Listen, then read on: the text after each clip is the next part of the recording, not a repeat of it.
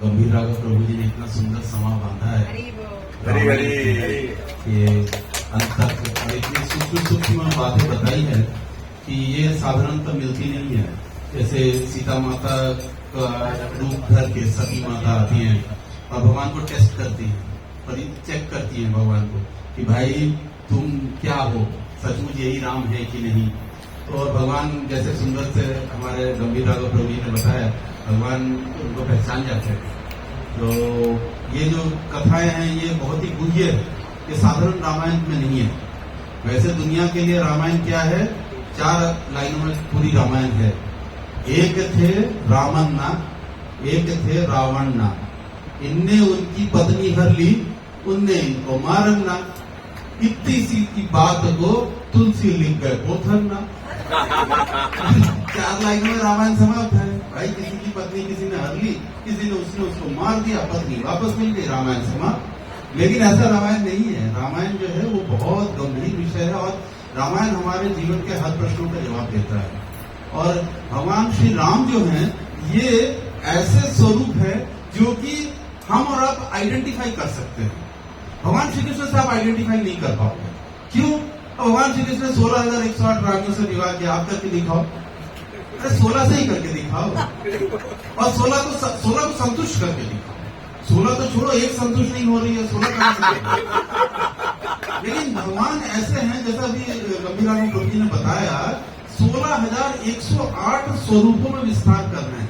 अभी कभी भी ऐसा नहीं सोचना चाहिए कि भगवान ने 16,108 को लेके आए तो उन्होंने सोचा होगा कि भाई आज का दिन तुम्हारे नाम पे, आज का दिन तुम्हारे नाम पे। ऐसा नहीं है। 16,108 भगवान बन गए हैं और 16,108 महलों में भगवान है। किसी में भगवान, किसी स्त्री को जो भगवान है वो बड़े बॉडी बिल्डर चाहिए तो वैसे है, किसी स्त्री को भगवान नॉर्मल चाहिए तो नॉर्मल है, किसी को मोटे ताजे हिष्ट पुष्ट चाहिए तो वैसे है। मतलब हर स्त्री के मन में जैसा विचार है अपने पुरुष के लिए वैसे प्रकट हो रहे हैं भगवान और वैसा ही सुख प्रदान कर रहे हैं। तो इस प्रकार से भगवान श्री कृष्ण के बारे में तो सोच ही नहीं सकते। अब सोचिए 7 साल की उम्र में कोई गोवर्धन उठा ले, कन्नी उंगली पे लेके खड़े, बाएं हाथ की नाखून नक धरियो गिरधारी, नाखून के ऊपर में इतना बड़ा पहाड़ उठा लिया।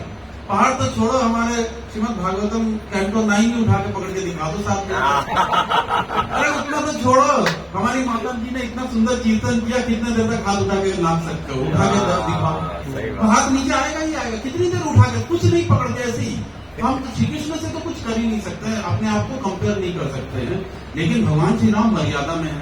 मर्यादा में है तो वो एक साधारण नर का रूप अदा कर रहे हैं और इस साधारण नर के रूप में वो वन मन घूम रहे हैं। सीता हर गई मेरी पत्नी, कहाँ हो सीता, ये बताओ, ये तरु लताएं बताओ मेरी सीता कहाँ गई। लेकिन ये जो कर रहे हैं ये सब लीला है भगवान, कोई जरूरत नहीं है। जैसा कि प्रभु जी ने बताया, वो सती माता आती है तो 1 सेकंड में बोलते हैं कि आप यहाँ पे क्यों आई हो, आपके प्रकट होने का कारण। तो इस प्रकार से भगवान को सब पता है। सोचिए, लेकिन आखिरी तक वो दिखा रहा है कि वो मनुष्य फॉर्म में है तो कोई स्पेशल काम नहीं करेंगे। ऐसा नहीं कर देंगे कि माने आपको लगे कि हाँ ये तो बहुत बड़े भगवान है। क्योंकि यहाँ तक कि जब रावण को मार रहे हैं, सोचो एक एक करके सिर पे मार रहे हैं, सिर कटता है फिर जुड़ जाता है। तो किससे पूछ रहे हैं? विभीषण से। हाँ भाई विभीषण, कोई सॉल्यूशन बताओ इसका, क्या करे, इसको मारे कैसे? विभीषण जी देखो बोल रहे हैं, प्रभु इसके पेट में, नाभि में ना अमृत कलश है, उसको सुखाओ, ऐसा बाण मारो कि वो सूख जाए, उसके बाद ये फिनिश, इसको मार सकते हैं। क्या भगवान को पता नहीं है अमृत कलश कहाँ रखा है, कहाँ मारेंगे, कहाँ ये होगा, कैसे ये होगा, सब कुछ पता है। लेकिन क्या कर रहे हैं? चेक कर रहे हैं विभीषण की शरणागति कितनी है। क्या विभीषण आज भी अपने भाई के प्रेम में है? क्योंकि एक तरफ से होता है कि मैंने भाई को त्याग दिया, वो सही है, लेकिन क्या भाई को मारवाने वाला उतना शरणागति है क्या? इसीलिए भगवान टेस्ट कर रहे हैं कि तुम बताओ क्या करे इसका। करने वो सब कुछ कर सकते थे, अकेले ही कर सकते, अकेले जाके मार सकते, लेकिन नहीं, हनुमान जी से राम नाम लिखवा के पत्थर फेंकवा रहे हैं। हनुमान जी भी बोल रहे हैं भगवान आपका नाम जिस पे होता है वो पत्थर तर जाता है। तो अब हनुमान जी को बोलते हैं तो राम जी बोलते हैं अच्छा ऐसा है क्या, चलो मैं ट्राई करके देखता हूँ। बाकी लोग सब तो यही बोल रहे हैं कि आपका नाम राम लिखा, फेंका, तर गए, वो चलते तैरने लग गए, पत्थर भारी भारी पत्थर तैर रहे समुद्र में। तो भगवान ने भी अपना नाम लिखा राम, फेंका, जैसे ही फेंका डुब से डूब गया। तो देखा किसी ने नहीं, भगवान ने देखा इधर उधर की कहीं ऐसा तो नहीं किसी ने देख लिया। कौन देख रहा है? हनुमान। हनुमान हंस रहे। हनुमान को बोला भगवान ने कि हनुमान तुम बताओ, तुम तो बड़े ज्ञानी हो, कि तुम लोग फेंकते हो तो वो तो पत्थर तैरता है, मैंने फेंका वो डूब गया। हनुमान बोलते हैं भगवान जिसको आपने त्याग दिया वो तो डूब ही गया। आपने तो त्याग दिया वो तो डूब गया। कभी प्रभु जी ने भी बताया पैर में कंकड़ है, कील लग रही है, वो कांटे लग रहे हैं। भगवान बोलते लगे रहने दो, सीधे कुछ मत करो, निकालो मत इनको, ये मेरे शरण में आए हैं। शरण में जो आ गया उसके लिए तो भगवान सब कुछ दे देंगे, सब कुछ। किसी ने पूछा भगवान से कि भगवान अगर रावण शरण में आ गया, अभी सीता को लेके सम्मान सहित आपको वापस कर गया और आपके शरण में आ गया, तो बोले कि बस ठीक है, फिर तो रावण का जो लंका का राज है उसका। बोले प्रभु ये तो आप फंस जाओगे, अगर ऐसा हुआ आपने विभीषण को तो लंका का राज्य देने का बोल रखा है, उसका क्या होगा? भगवान क्या बोलते हैं? अरे उसका क्या होगा, उसको अयोध्या का राजा बना देंगे। अयोध्या का राजा अब उसको बना देंगे, तो भरत का क्या होगा? अरे भारत को साकेत धर्म का राजा बना देंगे। तो बोलते अगर सब जगह का राजा आपने सबको बांट दिया तो खुद कहाँ बैठोगे?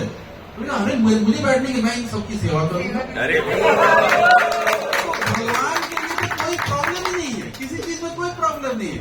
प्रॉब्लम तो जीवों के लिए है ना, कि हमें ये भी चाहिए, वो भी चाहिए, ये भी है। अभी जैसे हमारे गुरु भाई रंजन प्राण प्रभु जी ने बोला, ये मांगने वाली जो प्रवृत्ति है ये भिखारियों की प्रवृत्ति है। कोई मंदिर के अंदर मांगता है, कोई बाहर मांगता है। जो करोड़पति है वो मंदिर के अंदर जाकर भगवान से बोलता है, ये तो अंबानी अदानी भी मांगते हैं, आपको विश्वास नहीं होगा पर मांगते हैं, सभी मांगते हैं। और कोई बेचारा बाहर भीख के कटोरा लेके बैठा हुआ वही मांग रहा है, फर्क कोई नहीं है, मांग सभी रहे, चाहे वो अंबानी हो, अदानी हो या बाहर भिखारी हो, वो सभी मांग रहे हैं। तो इस प्रकार से जो मांगने वाली प्रवृत्ति है उसको जरूरत नहीं है मांगने की, क्योंकि भगवान जानते हैं हमारे लिए सबसे अच्छा क्या है। जो सबसे अच्छा है ना वही हमें मिला है। कोई बोलता है ना मेरा पति ठीक नहीं है, मेरी पत्नी ठीक नहीं है, बड़ी आवाज में ऊंची आवाज में बात करती है, लड़ती है, तो आप वही डिजर्व करते हैं। ये मत सोचिए कि ये ऐसे ही उड़ के आ गई, इतने बड़े संसार में कोई आसमान से उड़ के किसी की पत्नी बढ़ गई या किसी का पति बन गया। आप उसे डिजर्व करते हैं, भगवान ने आपको चुना है उसके लिए। आपको अगर अपनी पत्नी से कष्ट मिल रहा है तो याद रखिए पिछले जन्म में आप ही पत्नी थे उसके, और आपने उसको कष्ट दिया, वो कष्ट वापस आ रहा है, कहाँ बच के जाओ? कार्मिक रिएक्शन है ये कार्मिक रिएक्शन है, इससे आप बच नहीं सकते हो। वही घूम के आती, वही हमारे नक्षत्र में घूम रही है, वो घूमते घूमते आएगी, यहाँ भी गिरेगी, तब से आपकी गिरेगी। घूम लो आप कितनी भी लड़कियों के साथ है, कितने बॉयफ्रेंड बना लो, गर्लफ्रेंड बना लो, शादी उसी से होगी जिसके साथ आपने पंगा किया, वही आएगी। अब बच कैसे सकते हो इससे? अरे हमारी जो गांधारी थी, ये गांधारी माता जो थी ये बड़ी सती सावित्री माता थी। तो गांधारी ने, और बड़ी इतनी शक्ति थी उनमें कि वो अपने पूर्व के 100 जन्म देख सकती थी। तो जब महाभारत का युद्ध समाप्त हो गया, माता गांधारी बहुत शोकाकुल थी, 100 पुत्र मर गए। यहाँ एक पुत्र मर जाए तो आदमी सोचता है अरे क्या हुआ, 100 पुत्र जिनके मर गए। तो माता ने पूछा भगवान से, अरे मैंने तो 100 जन्मों तक का देख लिया, मैंने ऐसा कोई पाप नहीं किया कि मुझे ये कष्ट सहना पड़े। तो भगवान बोलते हैं हाँ ठीक है, 100 जन्मों तक तुमने देख लिया माता, अब मैं तुम्हें दिव्य चक्षु देता हूँ, या तुम 100 के आगे की देखो।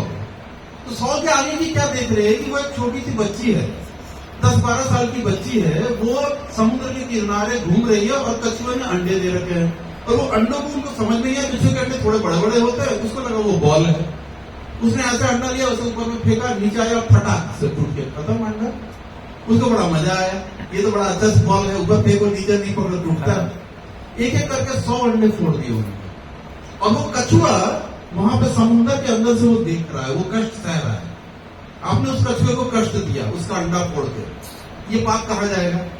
तो उसके लिए इतने वर्ष, इतने 100 साल मैंने देखे, 100 साल नहीं 100 जन्म में हमें नहीं आया। बोलता अरे भाई प्रकृति घूम रही है, वो जो आपने किया, अब 100 बच्चों को एक साथ मारना है, तो 100 बच्चे पैदा करने वाली आप बनो, उसके बाद ऐसा कोई आपका बैकग्राउंड सपोर्ट सिस्टम हो जो 100 बच्चों को पाल सके।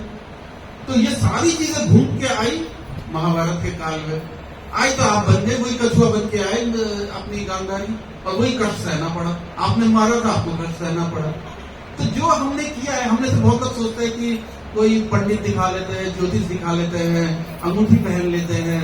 हम भी पहले बहुत अंगूठी पहनते थे, पर अब अंगूठी नहीं पहनते, हरिनाम पहनते हैं, इसलिए अंगूठी की जरूरत है।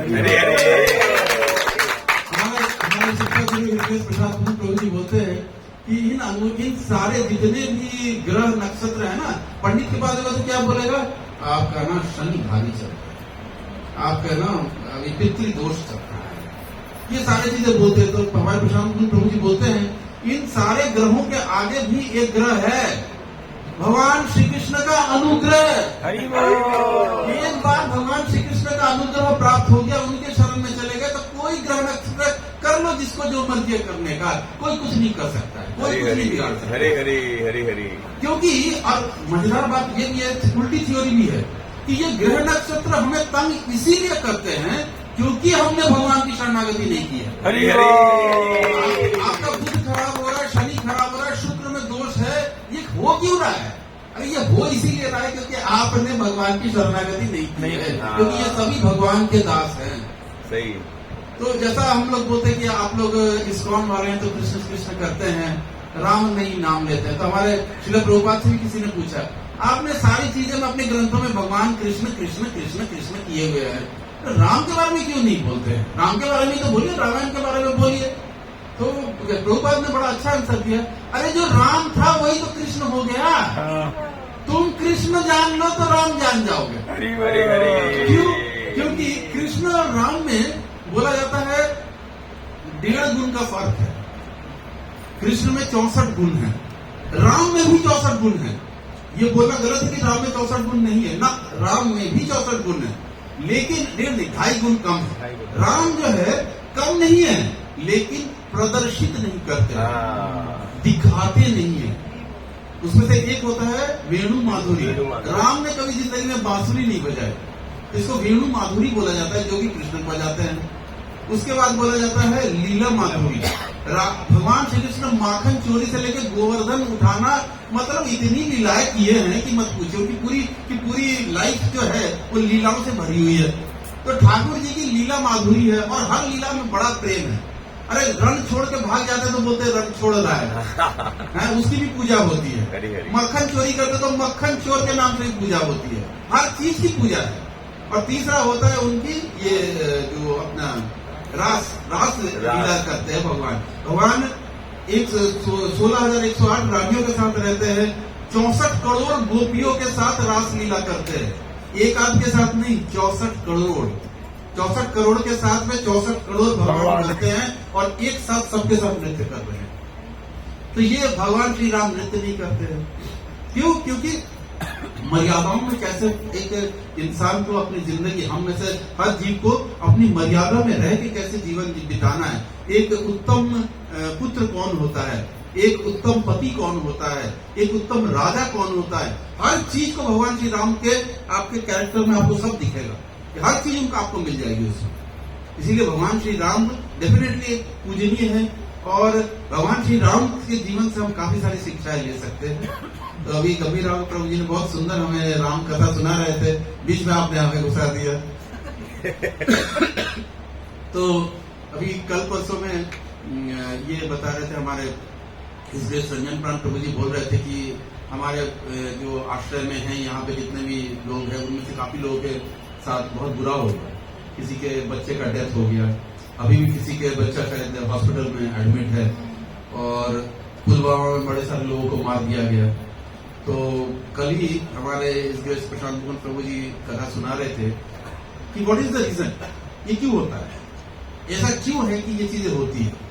तो हर ये इस तरह की जो घटनाएं होती है आपके जीवन में भी हो या कहीं भी हो रही हो, तो इसके 3 कारण है। पहला कारण माना जाता है कि इमीडिएट रीजन, इमीडिएट मतलब तुरंत का तुरंत रीजन। अब पुलवामा में वही कुछ लोग थे जिनको गोली खा के मरना था, तो वो इमीडिएट रीजन हो गया कि आतंकवादी आ गए, उन्होंने उनको मार दिया, इमीडिएट रीजन। या किसी को बच्चे का एक्सीडेंट हो गया, इमीडिएट रीजन क्या हो कि गाड़ी ने टक्कर मार दी, तो ये इमीडिएट रीजन है। उसके बाद का होता है आपका थोड़ा सा रिमोट रीजन। रिमोट रीजन का मतलब होता है जिसको हम लोग भक्त समझते हैं कि ये कार्मिक दोष है, ये कर्मों के फल मिल रहे हैं। जैसे कोई बेटा आया, किसी का पुत्र होके आया और वो इतने दिनों तक साथ में रहा, लेकिन उसके बाद अचानक से उसको ऐसी बीमारी हुई कि मृत्यु हो गई। तो वो पुत्र आया ही था इसी वजह से कि आपको वो कष्ट दे के जाए, क्योंकि आपने भी किसी के पुत्र के साथ में कुछ कष्ट दिया था। अब वो पुत्र आया, आपने लाखों रुपए यहाँ पे हॉस्पिटल्स पे खर्चे कर दिए, डॉक्टर्स पे खर्चे कर दिए, पर फिर भी पुत्र नहीं बचा। वो आया था, आपका ये धन आपने लिया था ये चुकाने के लिए, आपको चुकाना था ये। तो ये एक कार्मिक रिएक्शन वाली जो थ्योरी है, ये एक बड़ी थ्योरी है। लेकिन एक आखिरी थ्योरी भी है, अल्टीमेट रीजन जिसको बोलते हैं। अल्टीमेट रीजन बोला जाता है, कृष्ण छाड़िया जीव भोग वांछा करे, निकटस्थ माया तारे झपटिया तारे। कृष्ण को भूल के, भगवान श्री कृष्ण को भूल के जीव भोग वांछा करे। वो जीव को क्या चाहिए?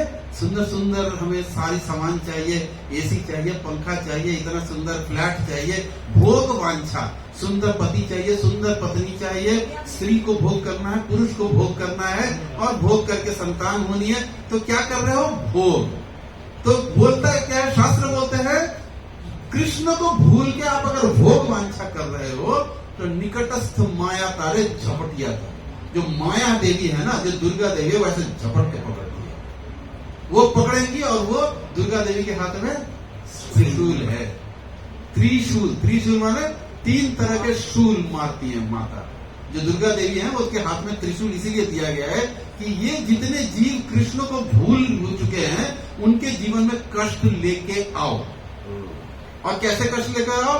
आदि दैविक, आदि भौतिक, आदि आत्मिक, 3 शूल वो मारेंगे ही मारेंगे आपको। और अगर कोई आदमी कृष्ण का भक्त बन गया तभी ये मार रुकेगी, वरना ये मार नहीं रुकेगी। कितना भी माता के जगराते कर दो, जिस माता के जगराते कर दो वही माता आके मारेगी। कितनी भी माता के जगराते कर लो, चौकी कर लो, और ये कर लो, और नाच लो, कुछ नहीं होने वाला है। भगवान का नाम, कृष्ण का नाम अगर आपने नहीं लिया, जीवन में नहीं आया, तो ये सारे कष्ट आते रहेंगे। तो वेद का अर्थ होता है ज्ञान, और वेदना का अर्थ होता है कष्ट। वेदना का मतलब जहां ज्ञान नहीं है, नहीं, अगर ज्ञान नहीं है तो वहां पे दुख कष्ट है। तो बोला जाता है सुख जो है या खुशी है, इसका जो पायदान है वो कैसे है? सबसे पहले है ज्ञान। अगर ज्ञान आएगा तो उससे शांति आएगी, शांति से सुख। ये उसका पूरा का पूरा लिटरेचर है, ज्ञान, शांति, सुख। अगर ज्ञान आया तो शांति आएगी, शांति आई तो सुख आएगा। बिना ज्ञान के न तो शांति है न सुख है। तो कुछ नहीं हो सकता है। आप कितने भी जगराते करो, माता की पूजा करो, और भगवान को नाम मत लो। भगवान हर समय बोलते हैं कि भगवान का नाम लेना होगा। अगर भगवान, क्योंकि कलयुग केवल सुमिर सुमिर नर। अगर आप भगवान का नाम नहीं ले, कोई आपसे पूछता है कि आपने भगवान को देखा है? हाँ देखा है। आप सिर्फ राम बोलो, ये हो गए भगवान। यही तो है भगवान। ये जो ध्वनि है, ये जो मुंह से निकल रहा है, यही है। हमारे गुरु हिज होलीनेस गोपाल कृष्ण गोसाई महाराज बोलते हैं कि ध्यान पूर्वक जपो, बी चैंट अटेंटिवली। एक ही उपदेश हर जगह देते हैं, चैंट अटेंटिवली। अब ये अटेंटिव चैंटिंग होती क्या है? आप आंख बंद करके बोलते रहो हरे कृष्णा, देखो 50 चीजें आपके दिमाग में आएंगी। लेकिन अटेंटिव चैंटिंग का मतलब सिर्फ इतना ही है, मुंह से बोलो, कान से सुनो, बस इतना ही है। इससे ज्यादा की कोशिश मत करो। किसी ने गुरु महाराज को बोला, महाराज जी मेरा मन बहुत भटकता है। तो गुरु महाराज ने बोला, भटकने दो। मन भटकता है ना तो भटकने दो। मन को कोशिश करने मत कोशिश करो उसको कंट्रोल करने का, क्योंकि आज से 5000 वर्ष पूर्व द्वापर में जबकि परिस्थितियां बहुत अनुकूल थी, उस समय भी अर्जुन क्या बोलते हैं? मन कंट्रोल नहीं हो सकता, चंचला ही मना कृष्णा। नहीं कर सकते हो मन को कंट्रोल, कर लो। विश्वामित्र ने 10,000 वर्षों तक मन को कंट्रोल करने का कोशिश किया। उसके बाद मेनका के डांस से अपने विचलित हो गए, वो अपना विवाह कर लिया, बच्चे उत्पन्न किए उन्होंने। तो प्रश्न ये कि मन को तो कंट्रोल होगा ही नहीं मन, लेकिन मन का डायरेक्शन ठीक किया जा सकता है। मन तो इधर उधर भागेगा, लेकिन भागने के लिए उसको डायरेक्शन दे दो, ठाकुर जी देखना है तो ठाकुर जी को देखना है, सुनना है तो कानों से ठाकुर जी के विषय में सुनना है, बोलना है तो ठाकुर जी के विषय में बोलना है, छूना है तो ठाकुर जी के पुष्प को छूना है, सूंघना है तो ठाकुर जी के पुष्पों को सूंघना है, पैर का इस्तेमाल करना है तो मंदिर जाने के लिए करना है, हाथों का इस्तेमाल करना है तो भगवान के श्रृंगार के लिए करना है, भगवान के लिए भोगा ऑफर करने के लिए करना है, भोगा बनाने के लिए करना है। तो अपने सारी इंद्रियों का अगर हम डायरेक्शन खाली चेंज कर दे तो आपकी सारी इंद्रियां कंट्रोल में हो जाएंगी। बस सिर्फ एक है कि भगवान की तरफ मोड़ना है। तो इसके अलावा अभी जैसे मैंने देख रहा था कैलेंडर, 30 तारीख को अक्षय तृतीया है, बुधवार को अक्षय तृतीया है। कितने लोग हैं आप लोग इसमें सोना खरीदने जाएंगे? बहुत महंगा हो गया। अच्छा, अगर महंगा नहीं हुआ तो ठीक है, मान लेते महंगा हो गया कि 1 लाख रुपया सोना हो गया, मैं समझ रहा हूँ आपकी दुविधा मैं समझ रहा हूँ, लेकिन मान लेते हैं सोना 50 रुपया है तो फिर कितने लोग जाएंगे सोना खरीदने? क्योंकि अक्षय तृतीया है। अभी आप देखना, अक्षय तृतीया के पहले सारे अखबारों में, सारे होर्डिंग्स में, सब जगह आ जाएगा सोना खरीदो, सोना खरीदो, सोना में ये डिस्काउंट है, मेकिंग चार्ज फ्री है, ये है, वो जितने भी हैं सोने वाले वो सब आ जाएंगे। अब हम आपको बता रहे अक्षय तृतीया का 3-4 आपको पॉइंट बता रहे कि क्या है अक्षय तृतीया। अक्षय तृतीया का वो दिन है जिस दिन की बोला जाता है कैलेंडर में त्रेता युग प्रारंभ हुआ था, जिसमें भगवान श्री राम आए। तो त्रेता युग की प्रारंभ के दिन है अक्षय तृतीया। दूसरा हुआ कि वेदव्यास जी ने 18 पुराण लिख लिए थे और अक्षय तृतीया के दिन ही उन्होंने महाभारत लिखना शुरू किया था। तो महाभारत के बारे में जब वो उनके गुरु नारद मुनि ने कहा कि आप महाभारत में 1 लाख श्लोक लिखिए, तो इसके पहले वेदव्यास ने 4 लाख श्लोक लिख चुके थे। तो बोले अब मैं बड़ा थक गया हूँ ना, अब लिख नहीं सकता हूँ। तो बोलते कि लिख नहीं सकते हो तो बोलो। तो बोले बोल तो दूंगा, लेकिन लिखेगा कौन? बोलते है एक लेखक है, राइटर है, वो उसको पकड़ के लाते, उसका एक दांत से वो लिखता है। तो एक दंतधारी हमारे गणेश जी है, तो गणेश जी को पकड़ के लाया गया। गणेश जी तो भगवान है, वो बोलते हैं क्या कि भाई देखो, मैं जो लिखूंगा जो सही होगा वही लिखूंगा, अगर तुमने कुछ गलत बोला नहीं लिखूंगा, और मैं रुकूंगा नहीं बीच में। तुमको लगातार 1 लाख श्लोक बोलना है, मैं लगातार 1 लाख श्लोक लिखूंगा। न मैं मेरी लिखनी रुकेगी, न तुम्हारी रुकेगी। रुक सकती है अगर मैं कुछ सोचूं तो रुक सकती है, नहीं तो रुकेगी नहीं।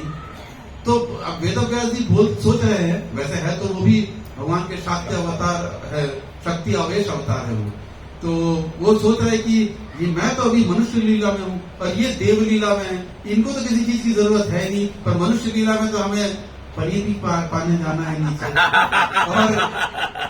और थोड़ा वॉशरूम वगैरह भी जाना पड़ जाता है, बाथरूम भी जाना पड़ता है, टॉयलेट भी जाना पड़ता है, तो ये कैसे होगा? तो वेदव्यास जी करते क्या थे कि बीच बीच में ऐसा श्लोक बोलते थे जिसमें कि गणेश जी को थोड़ा सा टाइम लगता था सोचने का। जितना देर तक वो सोचते थे उतने देर में वो अपना काम करके आ जाते थे। फिर बोलते थे कि अच्छा आपने सोचा? बोलते हाँ, इसमें मुझे थोड़ा सा डाउट है। तो बोलते नहीं कि इसको ऐसा समझो। तो बोलते थे हाँ, ऐसा समझे तो सही है, तो लिखो। लिख रहे थे।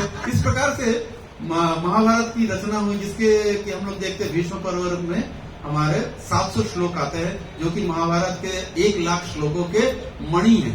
जो महाभारत को अगर सोने की अंगूठी समझो तो बीच का जो हीरा है वो 700 श्लोक है भगवत गीता। तो ऐसा भी कहा जाता है कि ये भगवत गीता को बोलने के लिए और सुनने के लिए पूरी की पूरी महाभारत की सृष्टि हुई है। ये पूरी महाभारत हुई है भगवान के मुख से भगवत गीता सुनने के लिए। तो ये 700 श्लोक की सबसे बड़े इंपॉर्टेंट श्लोक है। तो ये प्रारंभ हुआ था उसी दिन से, अक्षय तृतीया से। अक्षय तृतीया में बद्रीनाथ में भगवान नर नारायण के पट खुलते हैं। अगर आपको बद्रीनाथ जाना है दर्शन करने के लिए तो अक्षय तृतीया में भगवान के पट खुलते हैं, आप जाके दर्शन कर सकते हैं वहां पे। इसके बाद कहा गया कि अब जब द्वापर समाप्त हो रहा था, पांडव लोग ऑलरेडी भगवत धाम गमन कर चुके हैं और यहाँ पे अब राजा है परीक्षित। परीक्षित महाराज का राजा जो था, राजा का जो महल था वो यहीं पे मेरठ के पास है। आप गए कहीं पे? परीक्षित गढ़ बोल के एक जगह है। सारे लोग मॉल में ही घूमते रह जाते हैं। तो परीक्षित गढ़ है यहाँ पे। परीक्षित गढ़ में अभी भी, वैसे तो उसमें जो परीक्षित महाराज का महल था वो काफी टूटा फूटा सा बचा हुआ है, भग्नावशेष है, और ज्यादातर वो स्थान जो है 80% जैन ऋषियों और मुनियों ने ले लिया है। तो फिर भी अभी भी वो है, परीक्षित महाराज का महल है, वो कुआं है, द्रौपदी का कुआं बोलते हैं, द्रौपदी माता वहां से पानी निकालती थी, वो कुआं है। तो आप लोग कभी चाहो तो जाके देख सकते हो। तो वहां पे कहा जाता है कि ये जो हमारे परीक्षित महाराज थे, उन्होंने देखा एक काला सा बहुत भयंकर देखने वाला और बड़ी बड़ी लाल लाल आंखों वाला एक व्यक्ति है जो प्रवेश कर रहा है। तो उन्होंने बोला ये तो मेरा राज्य है, तुम कौन हो? तो उसने बोला मैं कलियुग हूं। तो बोलते तुम्हारा प्रवेश नहीं है, तुम प्रवेश नहीं कर सकते हो कलियुग। तो बोलते ऐसा तो हो ही नहीं सकता है, क्योंकि आपने सुना नहीं है सतयुग होता है, द्वापर त्रेता होता है, द्वापर होता है, उसके बाद कलयुग का तो आना निश्चित है। मैं तो आऊंगा ही आऊंगा, आप मुझे रोक नहीं सकते। ये विधि का विधान है, इसी प्रोसेस में चल रहा है, आप मुझे रोक नहीं सकते हो। तो अब बोले कि ठीक है, रोक अगर तुम्हें नहीं सकता हूं तो अब तुम रहोगे कहां पे? तो कलयुग ने बोला कि आप तो राजा हो, आप बता दो मुझे कहां रहना चाहिए, आप जहां जहां बोलोगे मैं वहां रहूंगा। तो कलयुग को परीक्षित महाराज ने बोला मैं तुम्हें 4 स्थान देता हूं रहने के लिए, इन्हीं स्थानों पे तुम रहोगे, बाहर नहीं रहोगे। तो उन्होंने बोला कि अच्छी बात है, बताइए कौन से 4 स्थान है? तो पहला उन्होंने स्थान बोला कलयुग ने, जहां मांस मछली और इस तरह से मतलब जीव की हत्या करके उसके मांस को खाया जाए, इस प्रकार के जो स्थान है वहां पे कलयुग आप रह सकते हो। मतलब कि जीव की हत्या हो रही है या आपके किचन में अगर बन रहा है तो भी कलयुग का ही स्थान है, कली का स्थान है। दूसरा उन्होंने बताया कि मदिरालय में आप रह सकते हो, जहां नशा होता है, जहां पे लोग नशा करते हैं। आप चाहे मदिरालय में नशा करो या अपने घर में बैठ के छोटा छोटा पैक बना के नशा करो, लेकिन अगर आप नशा कर रहे हो तो कलयुग आपके साथ है। और निश्चित रूप से कलयुग जहां पे है वहां दुख कष्ट भयंकर आने वाले हैं, इसकी में कोई दो राय नहीं है। तीसरा उन्होंने बताया कि जहां जुआ खेला जाता है, जहां पे गैम्बलिंग होती है, पैसा देके पैसा होता है। आजकल बड़े बड़े दूसरे हमारे इंडिया में गैम्बलिंग को आजकल ऑनलाइन ओके कर दिया गया है। आपने भी देखा होगा, बड़े सारे गेम आते हैं, कोई लूडो खेलने बोलता है, कोई कुछ बोलता है, ये सारी की सारी गैम्बलिंग है। अगर ये सारी गैम्बलिंग में कौन है? कलयुग बैठा हुआ है। तो आप करोगे तो आपके धन का डेफिनेट विनाश होगा और आपको दुख मिलने वाले हैं उसमें। और चौथा बोला गया है कि जो वेश्यावृत्ति है, मतलब कि प्रोस्टिट्यूशन, अगर कोई पुरुष पराई स्त्री के पास जाता है या पराई स्त्री किसी पर पुरुष के पास जाती है, तो ये जो प्रवृत्ति है ये जहां भी आएगी समझ लीजिए कलयुग आया, वहां पे कलयुग होगा और इसके परिणाम स्वरूप आपको सिर्फ दुख और कष्ट ही मिलेंगे। तो ये 4 स्थान तो परीक्षित महाराज ने उनको दे दिया। अब जो कलयुग थे उन्होंने बोला कि अब मैं तो आपका अतिथि हूं ना, आप राजा हो, तो एक स्थान मेरे हिसाब से भी होना चाहिए। तो परीक्षित महाराज ने बोला हाँ, अतिथि देवो भव, तो बता दो, तुमको भी चुनने का मैंने मौका दिया, एक स्थान तुम्हारे मर्जी से, 4 मेरी मर्जी से, 1 तुम्हारी मर्जी से। तो परीक्षित महाराज को कलयुग बोल रहा है, मैं, ध्यान से सुनिएगा सभी लोग, मैं सोने में रहूंगा, गोल्ड। तो आप में से जितने लोग हाथ उठा रहे थे ना कि अक्षय तृतीया में सोना खरीद के लाएंगे, 50 रुपए का किलो भी अगर सोना हो जाए तो खरीद लेंगे, तो जान लीजिए ये जो सोना है ना, ये सोने में कलयुग छुपा है। और जहां जहां सोना आएगा, सोने की वजह से सारी लड़ाइयां हो जाती है, भाई भाई का गला काट देता है, पत्नी पति का गला काट सकती है, ये सोने की वजह से है। जरा देखिए इसका कितना भयंकर असर हुआ कि परीक्षित महाराज ने उनको बोला ओके डन, आप सोने में रहिए। परीक्षित महाराज वापस परीक्षित गढ़ आते हैं और पुराना अपना, देखिए कैसे, जैसे ही उन्होंने बोला सोने में रहने का परमिशन दिया, वो वापस आते हैं और वो वाली तिजोरी खोलते हैं जिसमें कि बड़े बड़े राजाओं के, उनके ही वंशजों के, उनके शत्रुओं के मुकुट थे। मुकुट में कौन है? भीम का मुकुट, अर्जुन के मुकुट रखे हुए हैं, धृतराष्ट्र के मुकुट रखे हुए, सभी बड़े बड़े राजाओं के मुकुट रखे हुए। ऐसे भी राजा जिनको की पांडवों ने परास्त किया था, जयद्रथ का मुकुट पड़ा हुआ है। वहीं पे सबसे बड़ा जो मुकुट था वो जरासंध का मुकुट था, और पूरा का पूरा मुकुट जो था वो सोने का था, उसमें कहीं का कुछ और था ही नहीं, सोने का मुकुट था।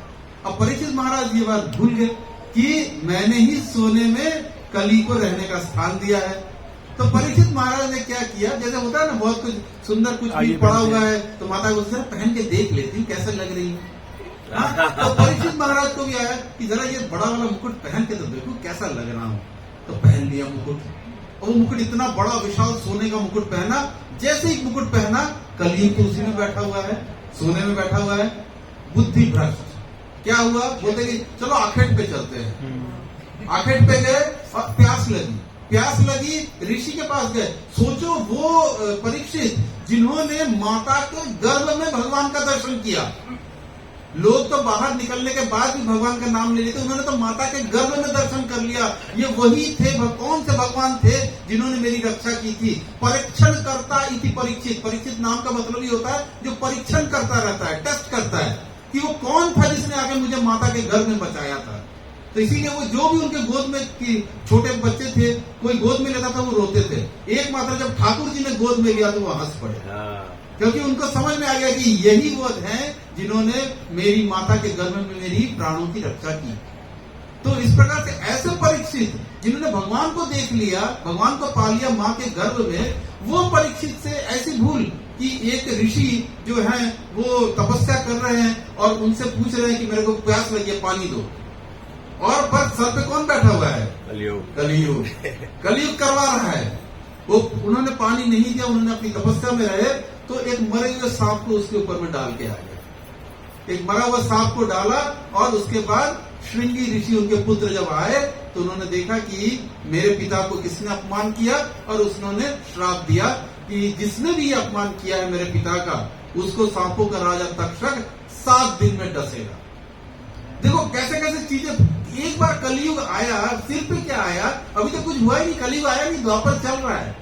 सिर्फ सोना पहनने से ये परिणाम हुआ। माता सुन लो सारे लोग, सोना पहन रहे, कान में कुंडल डाल रहे, गले में नेकलेस पहन रहे हैं, ये सोने का ये इफेक्ट है। कितना भयंकर इफेक्ट हुआ। परीक्षित महाराज की मृत्यु आ गई 7 दिन में।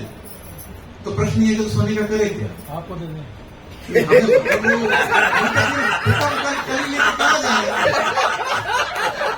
सोने का एकमात्र उपाय है, सोना जो है वो ठाकुर जी, लक्ष्मी है ना, तो लक्ष्मी को ठाकुर जी की सेवा में लगाना। लक्ष्मी को ठाकुर जी की सेवा में अगर आपके पास सोना भर के है तो वैष्णव की सेवा में, मंदिर की सेवा में, लक्ष्मी ठाकुर जी की सेवा में लगाइए तो ऑटोमेटिकली वो सोना फल देगा। और अगर नहीं लगा रहे हैं, अपने लॉकर में बंद करके रखे हुए हैं, या अक्षय तृतीया में, अक्षय तृतीया को बोला जाता है कि अक्षय फल प्रदाय करने वाला दिन है। मतलब अगर आपने अक्षय तृतीया के दिन में 16 माला जप की या 32 माला जप की, इसका जो फल है वो अक्षय है। इतना भयंकर फल है कि ये आपके जन्म जन्मांतर तक समाप्त नहीं होगा। और उसी दिन आप सोना खरीद के लेके आए, वो भी फल अक्षय है। वो कलयुग आपके साथ अक्षय काल तक रहेगा और वो आपको कष्ट देता रहेगा। आप सोना खरीदो, आपको कष्ट मिलता रहेगा। तो इसलिए अक्षय तृतीया का सोने से कोई लेन देन नहीं है। लेकिन ये एक, जितने भी हमारे सोने के लोग व्यवसाय करते हैं उन सबों ने बना रखा है, एक फॉर्मूला बना रखा है। अक्षय तृतीया है तो भाई सोना खरीदो, धनतेरस है, धनतेरस में सोने का कोई लेना देना ही नहीं। धनतेरस भगवान है, वो धनवंतरी भगवान है, वो अपना अमृत कलश लेके प्रकट हुए हैं। लेकिन उसको जोड़ दिया गया कि अब सोना खरीदो, झाड़ू खरीदो। अरे सोना झाड़ू नहीं, हरिनाम खरीदो, हरिनाम लो, वही एकमात्र सोना है, इसके अलावा कोई सोना नहीं है। हरि हरि। तो भजन पुराण प्रभु जी से पूछ लिया जाए, पनीर कहाँ तक पहुँचा? 5-7 मिनट का टाइम है। थोड़ा सा नरसिंह आरती होगी, हम नरसिंह आरती करते थे। हाँ, नरसिंह आरती जो माताओं को डांस वांस करना अपना कर सकते हैं। नहीं, नरसिंह आरती तो बैठ के होगी, तो खड़े होकर नहीं होती नरसिंह आरती। उसके बाद माता जी गाएंगे, फिर डांस करेंगे। हरि करते हैं। हरि बोल। 10 मिनट का आप सबका बहुत बहुत धन्यवाद। आज इतनी सुंदर कथा आयोजन किया है।